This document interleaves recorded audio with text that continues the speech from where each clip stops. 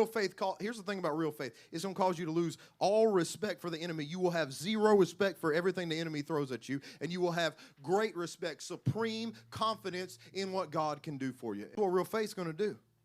God is a living God whose ears actually work, and he's a miracle God whose hand actually moves on your behalf. His strong arm moves on your behalf. He's not a dead God. See, if in other religions, they have zero expectation for their God to do anything. You could ask a Muslim, what's the greatest miracle that Allah has ever done for you? They would say, we don't expect Allah to do anything for us. The problem is many Christians treat God the same way. You say, I know Jesus is alive, but then you think, he ain't going to do nothing for you. He's just barely keeping you going. That's not the God I serve. I serve Jehovah Rapha.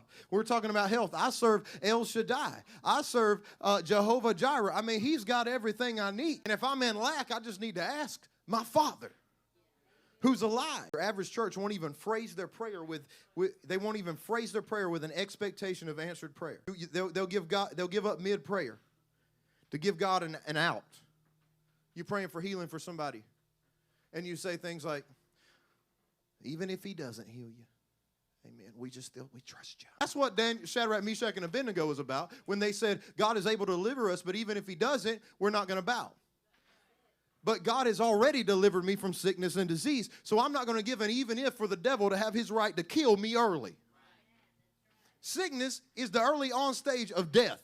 You need to get it out your body because Jesus bore it on the cross. We don't need to put up with it. We need to be disgusted with sickness and disease like we're disgusted with sin, like we're disgusted with anything else the enemy would do throw at us. I promise you, I told you the other week, you don't have to leave this earth sick. You don't have to leave this earth with cancer. You can walk in your room and say, family, I'm going home to be with Jesus. I'm going home. I've ran my race and I ran it well.